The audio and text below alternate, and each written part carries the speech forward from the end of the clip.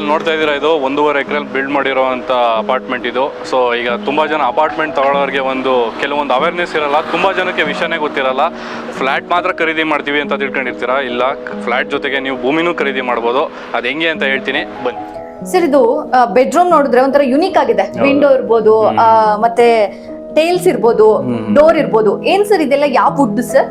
ಇಂದ ಹಿಡಿದು so balcony door ಇಂದ ಹಿಡಿದು ರೂಮ್ ಡೋರ್ ಇಂದ ಹಿಡಿದು ಎಲ್ಲ ಟೀಕ್ವುಡ್ ಫ್ರೇಮ್ ಗಳು. ಸೊ ಎಲ್ಲ ನಿಮ್ಗೆ 30 mm ಬರುತ್ತೆ, ಅಷ್ಟು ಥಿಕ್ನೆಸ್ ಇದೆ. ಸೊ ಅಷ್ಟು ಲಾಂಗ್ ಲಾಸ್ಟಿಂಗ್ ಬರುತ್ತೆ. ಸೊ ಇದು ವಿಂಡೋಸ್ ಗಳು ಬಂದು ಎಲ್ಲ UPVC ವಿಂಡೋಸ್ ಗಳೇ.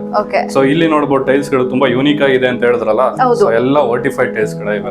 ಬೆಂಗಳೂರು ನಗರದಲ್ಲಿ ಸೈಟ್ ತಗೊಂಡ್ ಮನೆ ಕಟ್ಟೋದ್ ಬೆಸ್ಟಾ ಅಥವಾ ರೆಡಿ ಇರೋ ಫ್ಲಾಟ್ ತಗೊಳ್ಳೋದ್ ಬೆಸ್ಟಾ? ನನಗನ್ಸುತ್ತೆ ಫ್ಲಾಟ್ ತಗೊಳ್ಳೋದೇ ಬೆಸ್ಟ್ ಅಂತ. ಯಾಕೆ ಹೇಳಿ, ಇವತ್ತು ನಾನು ಒಂದು ಸ್ಪೆಷಲ್ ಜಾಗಕ್ಕೆ ಬಂದೆ. ಒಳ್ಳೆ ಫ್ಲಾಟ್, ಬೆಸ್ಟ್ ಪ್ರೈಸ್ ಕೂಡ ಸಿಗ್ತಾ ಇದೆ. ಸೊ ಏನೆಲ್ಲ ಫೆಸಿಲಿಟೀಸ್, ಸಿಕ್ಕಾಪಟ್ಟೆ ಫೆಸಿಲಿಟೀಸ್ ಇದೆ ಈ ಫ್ಲಾಟ್ಗಳಲ್ಲಿ. ಸೊ ಏನೆಲ್ಲ ಫೆಸಿಲಿಟೀಸ್ ಇದೆ ನಿಮಗೂ ನಾನು ಡೀಟೇಲ್ಸ್ ಕೊಡ್ತೀನಿ, ಬನ್ನಿ ಹೋಗಿದ್ ಬರೋಣ. ಪರ್ವ ಡೆವಲಪರ್ಸ್ ಅಂತ ಹೆಸರು ಕೇಳಿದಾಗ್ಲಿಂದ ತುಂಬಾ ಕ್ಯೂರಿಯಸ್ ಆಗಿದೆ. ಯಾಕೆ ಅಂತಂದ್ರೆ ಒಳ್ಳೆ ಅಪಾರ್ಟ್ಮೆಂಟ್ ಗಳನ್ನ ಕೊಡ್ತಾ ಇದ್ದೀರಾ, ಅದು ಒಳ್ಳೆ ಜಾಗದಲ್ಲಿ ಕೊಡ್ತಾ ಇದ್ದೀರಾ ಅಂತ. ಸೊ ನನಗೆ ಕಂಪ್ಲೀಟ್ ಆಗಿ ಅಪಾರ್ಟ್ಮೆಂಟ್ ಬಗ್ಗೆ ಇನ್ಫಾರ್ಮೇಶನ್ ಬೇಕು sir. So non first of all ಕೇಳೋದು, ಯಾವಾಗ್ಲೂ ಲೇಔಟ್ ಶೂಟ್ ಗಳನ್ನ ಮಾಡ್ತಾ ಇದ್ರಿ, ಇದೇನು ಹೊಸದಾಗಿ ಅಪಾರ್ಟ್ಮೆಂಟ್ ಶೂಟ್ ಮಾಡ್ತಿದ್ದೀರಾ? ಹೌದು, ನೀವು ಹೇಳ್ದಂಗೆ ಫಾರ್ ದ ಫಸ್ಟ್ ಟೈಮ್ ನಾವು ಅಪಾರ್ಟ್ಮೆಂಟ್ ನ ಪ್ರಮೋಷನ್ ಮಾಡ್ತಾ ಇದೀವಿ. ಸೊ ಪಾರ್ಟ್ನರ್ಸ್ ಆಗಿದ್ವಿ, ಬಿಲ್ಡ್ ಮಾಡಿದೀವಿ. ಸೊ ಟೋಟಲ್ ಇದು ಬಂದು ನಿಮ್ಗೆ 1.5 ಎಕರೆ ಜಾಗ ಅಂತಂದ್ರೆ 60+ ಸ್ಕ್ವೇರ್ ಫೀಟ್ ಬರುತ್ತೆ, 60,000 ಸ್ಕ್ವೇರ್ ಫೀಟ್ ಬರುತ್ತೆ.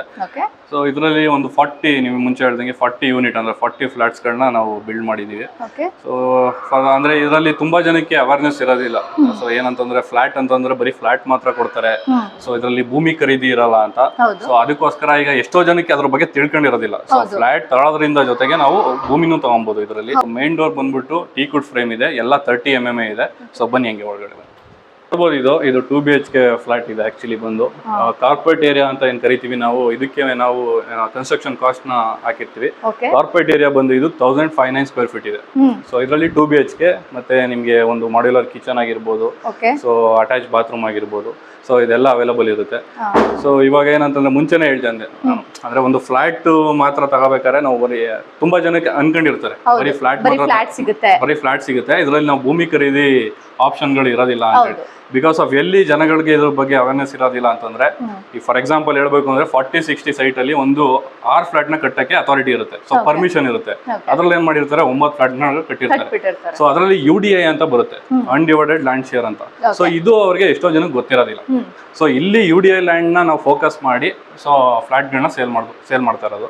ಸೊ UDI ಲ್ಯಾಂಡ್ ಶೇರ್ ಬಗ್ಗೆ ನೀವು ತಿಳ್ಕೊಬೇಕು ಅಂತಂದ್ರೆ, ಸೊ ಏನಿಲ್ಲ, ಅದರಲ್ಲಿ ಏನು ರಾಕೆಟ್ ಸೈನ್ಸ್ ಏನಿಲ್ಲ. ಸೊ ನೀವು ಏನು ಕಾರ್ಪೊರೇಟ್ ಏರಿಯಾ ಇರುತ್ತೆ, ಸೇಲಬಲ್ ಏರಿಯಾ ಇರುತ್ತೆ. ಸೊ ನೀವು ಯಾವ್ದಕ್ಕೆ ಪೇ ಮಾಡ್ತಾ ಇದ್ದೀರಾ, ಸೊ ಅದನ್ನ ಯಾರು ಓನರ್ ಇರ್ತಾರೆ, ಸೊ ಅವ್ರನ್ನ ಕೇಳ್ಬೇಕು ನೀವು. UD ಲ್ಯಾಂಡ್ ಶೇರ್ ಅಂತ, ಅನ್ಡಿವೈಡೆಡ್ ಲ್ಯಾಂಡ್ ಶೇರ್ ಅಂದ್ರೆ ಏನು ಅಂತ. ಈ ಕಾರ್ಪೊರೇಟ್ ಏರಿಯಾ ಏನಿದೆ 1059 ಸ್ಕ್ವೇರ್ ಫೀಟ್, ಅಷ್ಟನ್ನು ಕರೆಕ್ಟ್ ಆಗಿ ಯೂಟಿಲೈಸ್ ಮಾಡ್ಕೊಂಡಿದೀವಿ, ಎಲ್ಲೂ ಜಾಗ ವೇಸ್ಟ್ ಆಗ್ದಂಗೆ. ಸೊ 2 BHK ಏನೇನು ಸಫಿಶಿಯಂಟ್ ಆಗಿ ಕೊಡಬೇಕು, ಮತ್ತೆ ಈಗ ಕನ್ಸ್ಟ್ರಕ್ಷನ್ ಕಾಸ್ಟ್ ಏನ್ ಬಂದಿದೆ ಅಂತಂದ್ರೆ ಎಲ್ಲ ತುಂಬಾ ಟ್ರಾನ್ಸ್ಪರೆನ್ಸಿಯಾಗಿ ನಾವು ಮಾಡೋದು. ಮುಂಚೆನೆ ಹೇಳಿದೆ ನಾನು, ಈಗ ಇದ್ರಲ್ಲಿ ನಾವು 1.5 ಎಕರೆ ಜಾಗದಲ್ಲಿ 2 ಫ್ಲೋರ್ ಮಾಡ್ಬೋದು ಅಂತ. ಸೊ ಆ ತರ ಮಾಡಕ್ ಹೋದ್ರೆ ನಮ್ಗೆ ಲೀಗಲಿ ಏನು ಸಿಗೋದಿಲ್ಲ. ಸೊ ಆಮೇಲೆ ಇದು ನಾ ಜಾಗ ಬಳಸ್ಕೊಂಡಿರೋ ರೀತಿ ಅಷ್ಟು ಅಚ್ಚುಕಟ್ಟಾಗಿದೆ. ಹೌದು. ಆಮೇಲೆ ಈಗ ಸೇಲಬಲ್ ಏರಿಯಾ ಅದರಲ್ಲಿ ಇನ್ಕ್ಲೂಡ್ ಆಗುತ್ತೆ, ಕಾಮನ್ ಏರಿಯಾ ಇನ್ಕ್ಲೂಡ್ ಆಗುತ್ತೆ, ಸೊ ಲಿಫ್ಟ್ ಇನ್ಕ್ಲೂಡ್ ಆಗುತ್ತೆ, ಸೊ ಪ್ಲೇ ಏರಿಯಾ ಇನ್ಕ್ಲೂಡ್ ಆಗುತ್ತೆ. ಸೊ ಎಕ್ಸ್ಕ್ಲೂಡೆಡ್ ಪಾರ್ಕಿಂಗ್ ಬಿಟ್ಟು ಇನ್ ಮಿಕ್ಕಿದೆಲ್ಲ ಇನ್ಕ್ಲೂಡ್ ಆಗುತ್ತೆ. ಸೊ ಹಂಗಾಗಿ ತುಂಬಾ ಅಂದ್ರೆ ಬಂದ್ ವಿಸಿಟ್ ಮಾಡಿದ್ರೆ ಅವ್ರಿಗೊಂದು ಕ್ಲಾರಿಟಿ 100% ಸಿಗುತ್ತೆ. ಇಲ್ಲಿ ಪರ್ ಸ್ಕ್ವೇರ್ ಫೀಟ್ ಏನು ಅಂತ ತಿಳ್ಕೊಂಡ್ರೇನೆ, ಈಗ ನಾವು ಸೈಟ್ ತಗೊಂಡ್ ಮನೆ ಕಟ್ಟಿದ್ರೆ ಎಷ್ಟು ಕಾಸ್ಟ್ ಆಗುತ್ತೆ ಎಸ್ಟಿಮೇಷನ್ ಲೆಕ್ಕ ಹಾಕೊಂಡ್ಬಿಟ್ರೆ ಅವ್ರಿಗೆ ಗೊತ್ತಾಗ್ಬಿಡುತ್ತೆ.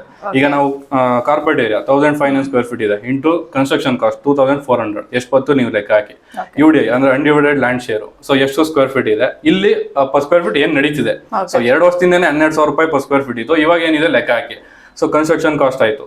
ಸೊ ಇದನ್ನ ಎಲ್ಲ ನೀವು ಲೆಕ್ಕ ಹಾಕೊಂಡು ಎಲ್ಲ ನೀವು ಎಸ್ಟಿಮೇಷನ್ ಹಾಕೊಂಡ್ರೆ ಎಷ್ಟು ಲಕ್ಷ ಬೀಳುತ್ತೆ, ಇಲ್ಲ ಎಷ್ಟು ಕೋಟಿ ಬೀಳುತ್ತೆ ನಿಮ್ಗೆ ಗೊತ್ತಾಗುತ್ತೆ. ನಾವ್ ಎಷ್ಟು ರೀಸನಬಲ್ ಆಗಿ ಕೋಟ್ ಮಾಡಿದೀವಿ ಅನ್ನೋದು ನಿಮ್ಗೆ ಒಂದು ಐಡಿಯಾ ಬರುತ್ತೆ. ಸೊ 100% ಈಗ ನೀವು ಲೋನ್ ಹೋಗ್ತೀನಿ ಅಂದವರೆಗೂ ಕೂಡ ಒಂದು 25% ಡೌನ್ ಪೇಮೆಂಟ್ ಮಾಡಿದ್ರೆ ಮಿಕ್ಕಿದೆಲ್ಲ ಲೋನ್ ಆಗುತ್ತೆ. SBI ಆಗುತ್ತೆ. ಸೊ 6.6% ಇಂಟ್ರೆಸ್ಟ್ ಇರುತ್ತೆ. ಸೊ ಆರಾಮ್ಸೆ ನೀವು ಪ್ಲಾನ್ ಮಾಡ್ಕೋಬಹುದು ಅಂತ ಹೇಳ್ತೀನಿ. ನಾವು ಲೇಔಟ್ ಮಾಡ್ತಿರೋರು ಫ್ಲಾಟ್ ನ ನಾವು ಪ್ರಿಫರ್ ಮಾಡ್ತಿದೀನಿ ಅಂತಂದ್ರೆ ತುಂಬಾ ಆಲೋಚನೆ ಮಾಡೇ ಮಾಡ್ತಾ ಇದೀನಿ. ನನಗೂ ಅಷ್ಟು ಅವೇರ್ನೆಸ್ ಇರ್ಲಿಲ್ಲ. ಸೊ ಈಗ ನಾವು ಪಾರ್ಟ್ನರ್ ಆಗಿ ಬಿಲ್ಡ್ ಮಾಡಿ ಎಲ್ಲ ಲೀಗಲಿ ಎಲ್ಲ ತಿಳ್ಕೊಂಡ್ಮೇಲೆ ಸೊ ಮಾಡ್ತಾ ಇದೀವಿ, ಆರಾಮ್ಸೆ ತಗೊಬಹುದು. ಯಾಕಂದ್ರೆ ತುಂಬಾ ಪ್ರೈಮ್ ಲೊಕೇಶನ್ ಇದು. ನೋಡಿದ್ರಲ್ಲ ಫ್ಲಾಟ್ಗಳಲ್ಲಿ ಎಷ್ಟೆಲ್ಲ ಫೆಸಿಲಿಟೀಸ್ ಇದೆ ಅಂತ. ಇಷ್ಟೆಲ್ಲ ನೋಡಿದ್ಮೇಲೆ ನಿಮಗೆ ಕೊನೆಯದಾಗ ಒಂದು ಕ್ವಶನ್ ಕಾಡ್ತಾ ಇರುತ್ತೆ, ಸೊ ಫ್ಲಾಟಲ್ಲಂತೂ ಇಷ್ಟೊಂದು ಫೆಸಿಲಿಟೀಸ್ ಇದೆ, ಇಲ್ಲಿ ನಿಯರ್ ಬೈ ಸ್ಕೂಲ್ಸ್ ಇದೆಯಾ, ಕಾಲೇಜಸ್ ಇದೆಯಾ ಅಂಡ್ ಹಾಸ್ಪಿಟಲ್ ಇದೆಯಾ ಅಂತ. ಅದಕ್ಕೂ ನಾನು ಕ್ಲಾರಿಟಿ ಕೊಡ್ತೀನಿ. ಇಲ್ಲಿಂದ 5 to 10 minutes ನಿಯರ್ ಅಲ್ಲೇ ಒಳ್ಳೊಳ್ಳೆ ಸ್ಕೂಲ್ಗಳಿದೆ. ಕೇಲಿ ಸೊಸೈಟಿ ಸ್ಕೂಲ್ ಇದೆ, ವಿದ್ಯಾನಿಕೇತನ ಪಬ್ಲಿಕ್ ಸ್ಕೂಲ್ ಇದೆ, ಬ್ಯಾಂಗ್ಳೂರ್ ಯೂನಿವರ್ಸಿಟಿ ಇದೆ, RV ಕಾಲೇಜ್ ಆಫ್ ಇಂಜಿನಿಯರಿಂಗ್ ಇದೆ, ನ್ಯಾಷನಲ್ ಪಬ್ಲಿಕ್ ಸ್ಕೂಲ್ ಇದೆ. ಹೀಗೆ ಇನ್ನು ಬೇರೆ ಬೇರೆ ಸ್ಕೂಲ್ ಕಾಲೇಜ್ ಕೂಡ ಇಲ್ಲಿಂದ ಜಸ್ಟ್ 5 to 10 minutes ಅಲ್ಲಿ ನಾವು ರೀಚ್ ಆಗ್ಬೋದು. ಜೊತೆಗೆ ಹಾಸ್ಪಿಟಲ್ ಕೂಡ ಇದೆ. ಯಾವೆಲ್ಲ ಹಾಸ್ಪಿಟಲ್ ಇದೆ ಅಂದ್ರೆ GM ಹಾಸ್ಪಿಟಲ್ ಇದೆ, BGS ಗ್ಲೋಬಲ್ ಹಾಸ್ಪಿಟಲ್ ಕೂಡ ಒಂದು 25 minutes ಅಲ್ಲಿ ರೀಚ್ ಆಗ್ಬೋದು. ಇಷ್ಟೆಲ್ಲ ಫೆಸಿಲಿಟೀಸ್ ಇದ್ಮೇಲೆ ಇನ್ನೇನಕ್ಕೆ ಯೋಚನೆ ಮಾಡ್ತೀರಾ? ಡಿಸ್ಪ್ಲೇ ಆಗ್ತಾ ಇರೋ ನಂಬರ್ಗೆ ಕಾಲ್ ಮಾಡಿ, ಕಾಂಟ್ಯಾಕ್ಟ್ ಮಾಡಿ, ನಿಮ್ಮ ಕನಸನ್ನ ನನಸು ಮಾಡ್ಕೊಳ್ಳಿ.